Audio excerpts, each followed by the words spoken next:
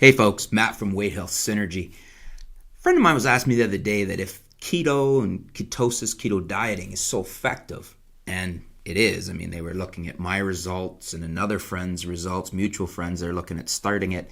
And I feel better now than I have in years.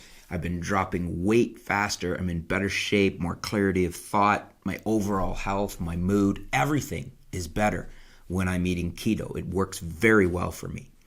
And yet, with the research that's being done, with the forefront of research showing that it works for Alzheimer's, that it works for diabetes, that it works for heart disease, cancer.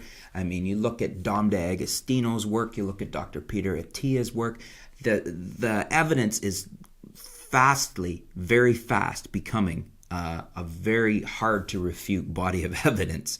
And kind of showing us that we've been sold a really bad bill of health over the years, that we should stay away from fat and eat a lot of carbs, and that especially processed carbs and grains is not the way to maintain optimum health for your body. But back to the question that my friend was asking, which is, why do doctors not seem to understand this, or why do they not look into it and embrace it and check it out? And I'm not saying all doctors, but in general, a lot of doctors have an instantaneous, snap reaction. And they're like, oh, no, keto is bad. And there's a fairly easy answer to why that is. They get it confused. They get keto and ketosis confused with diabetic ketoacidosis, which DKA is often an abbreviation you see. And that is a life-threatening condition that diabetics can get into. It's entirely different than ketosis and a keto diet, but it does share some aspects of certain things you measure. And so they get confused with the two, which I'm not saying is an excuse, because as a doctor, lots of things sound similar, but you shouldn't jump to the conclusion because one sounds similar to another, it's actually bad or is good. And in this case, they automatically are confusing it or associating it with ketoacidosis or diabetic ketoacidosis, and which is not a good thing, but it has nothing to do with ketosis and keto dieting. And that is why you'll find a lot of doctors instantly are like, oh, no, that's not good. You shouldn't do that. It's not healthy. And it stems from a confusion, a lack of information, a lack of understanding about the difference between the two. And they're just confusing one for the other.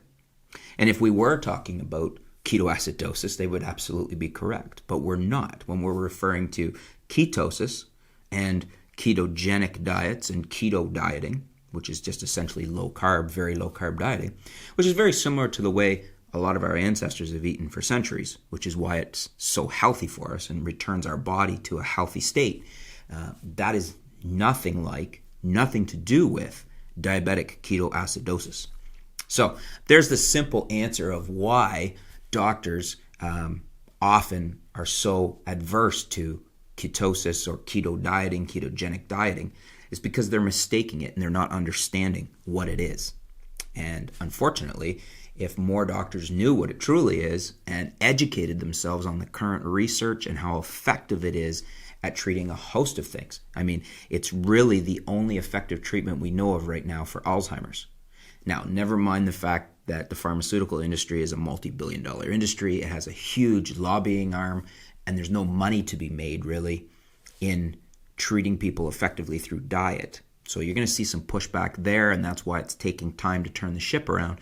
But also for diabetes, for heart disease, for cancer, for a whole host of other things. Eating keto, following a ketogenic diet has been shown to be extremely effective. And hopefully we're starting to see the ship turn, because I have heard some very good interviews from very good doctors who understand what keto and ketosis is and the difference between ketoacidosis and why eating keto would be very good for their patients and whatnot. And so that's the quick answer. I'm curious to throw it back to you guys. Have you had this reaction from people? And have you dug a little deeper and found out it's because they just don't understand what ketoacidosis is versus keto? Have you had this reaction from your doctor? and they don't understand the difference. I'm just curious to see, kind of take a sampling, what your experience with this has been. Because I've heard this from numerous people, and I think this is the root of the problem. It's essentially an ignorance of two things. An ignorance of what ketosis is, and then mistaking it for a very bad thing, ketoacidosis. Let me know what your experience with it has been. Have you heard doctors with this confusion that don't understand? Has your own doctor been that way? Let's discuss it in the comments below. Love to hear what you guys have to say. And thanks for tuning in. Stay tuned. We'll be back soon here at Weight Health Synergy.